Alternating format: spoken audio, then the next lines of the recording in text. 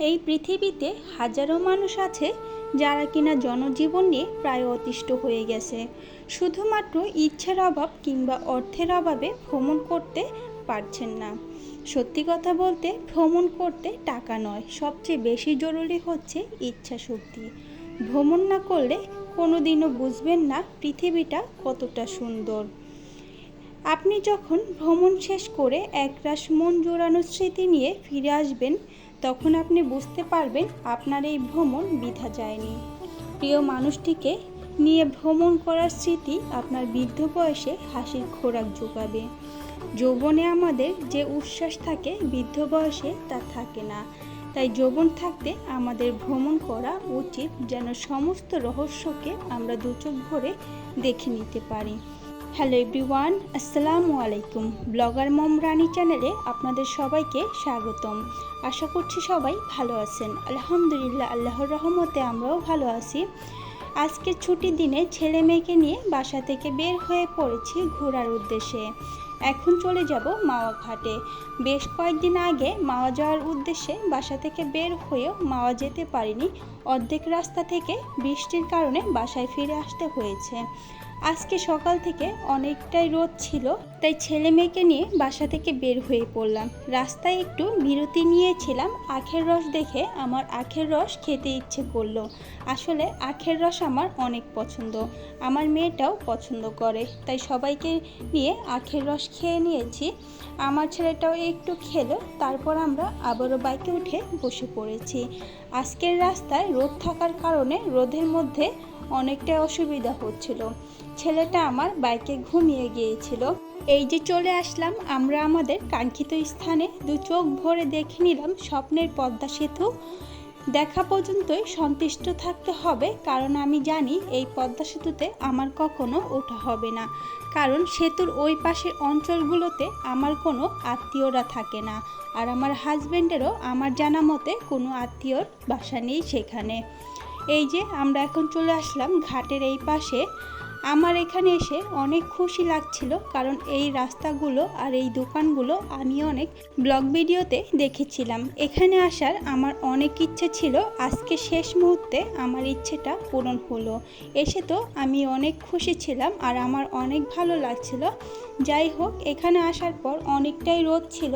ছেলে মেয়েকে নিয়ে রোদের আড়ালে চলে গেলাম। এখানে এসে সব দোকানদাররাই আমাদেরকে ডাকাডাকি করছিল মাছ দেখানোর জন্য। তারপর কয়েকটা দোকানে ঘোরাঘুরি করে নিচ্ছিলাম। তারা মাছগুলোকে বের করে দেখাচ্ছিল আর আমার হাজব্যান্ড মাছগুলোকে দেখে নিচ্ছিল। আমি মাছের সম্বন্ধে তেমন একটা ভালো বুঝি না, আমি আমার ছেলেটাকে নিয়ে ঘুরে ঘুরে দেখছিলাম আর আমার হাজব্যান্ড মাছের দামাদামি করছিল। এখানে ইলিশ মাছ ছাড়াও বেশ অনেক ধরনের মাছ পাওয়া যায়। এখানে কাঁকড়া ছিল, কাঁকড়া খেতে তো আমার মেয়ে অনেক পছন্দ করে, কিন্তু কাঁকড়া আমার একদমই ভালো লাগে না। এক কথায় বলতে গেলে অনেকটাই বিরক্ত লাগে। আর আপনারা যখন এখানে আসবেন, সব দোকানিরাই আপনাদেরকে ডাকাডাকি করবে মাছ কেনার জন্য। যখন মাছ কিনবেন তাদের সাথে বার্গেনিং করে নেবেন। তারা অনেকটাই দাম চেয়ে বসে থাকে, কিন্তু দামাদামি করতে না পারলে আপনি ঠকে যাবেন। মাছটা কেনার আগে তাদের সাথে দামাদামি করে নেবেন। আমরা অন্য আরেকটি দোকানে চলে এসেছি। দুইটা দোকান ঘুরে দেখেছি, ভালো লাগে নাই, তাই এই দোকানটা এসে পড়লাম। এখানে আসার পর একটা মাছ আমার হাজব্যান্ড পছন্দ করেছে। আমরা যেহেতু 3 জন মানুষ ছিলাম, আমাদের প্রয়োজন অনুযায়ী এই মাছটাই যথেষ্ট।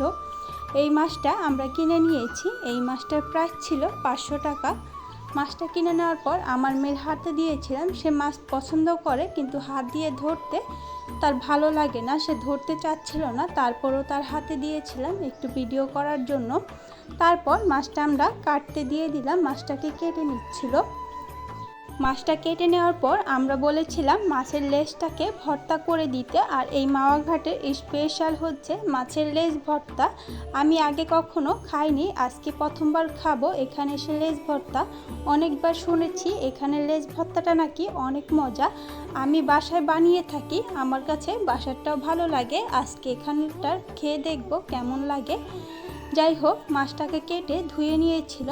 যখন মাছটাকে ধুয়ে নিচ্ছিল, আমরা বলেছিলাম আর একটু ভালোভাবে ধুতে, কারণ তারা কোনো রকম পানিটা দিয়ে একটু পরিষ্কার করে নেয়, ভালোভাবে ধয় না।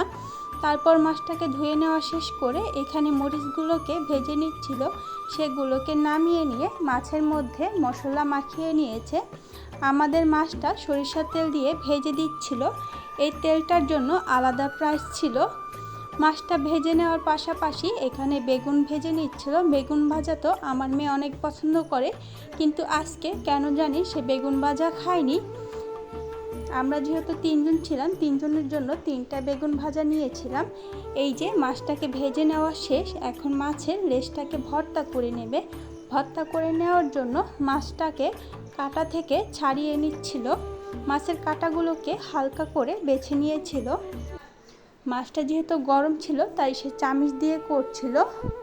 আমাদেরকে জিজ্ঞেস করেছিল ভর্তাটাকে কি মরিচ দিয়ে বানাবে। আমি বলেছিলাম শুকনো মরিচ দিয়ে। কাঁচা মরিচ আমার তেমন একটা ভালো লাগে না ভর্তার সাথে, শুকনো মরিচের ঝালটা আমার অনেক ভালো লাগে।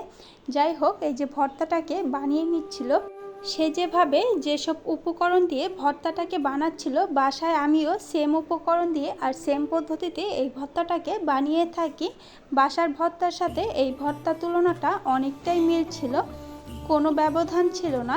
যাই হোক, মাছটা ভেজে নিয়েছে, ভর্তাটাকে বানিয়ে নিয়েছে। এখন আমাদের খাবারটা খেতে দিয়ে দেবে। আমি আমার মেয়েটাকে নিয়ে টেবিলে বসেছিলাম। এই ভিডিওগুলো আমার হাজবেন্ড করেছে, তাকে আমি বলেছিলাম ভিডিও করে দিতে। আমার ছেলেটা যেহেতু অনেকটাই বিরক্ত করছিল, আমি আমার ছেলেটাকে নিয়েছিলাম। এই যে সে এগুলোকে খুলে মাছ বের করার চেষ্টা করছিল। আর এখানে যে গাড়িটা ছিল, গাড়িটাকে বারবার ধরছিল আর ভয় দেখাচ্ছিল। মনে হচ্ছিল সে গাড়ি দেখে ভয় পাচ্ছে না, গাড়িটাই তাকে দেখে ভয় পাচ্ছে। যাই হোক, এই যে খাবার টেবিলে বসে পড়েছি, খাবারও দিয়ে দিয়েছে। আমি আর আমার মেয়ে খাবারটা খেয়ে নিচ্ছিলাম। আর আমার হাজব্যান্ড আমার ছেলেটাকে নিয়ে চলে গেছে।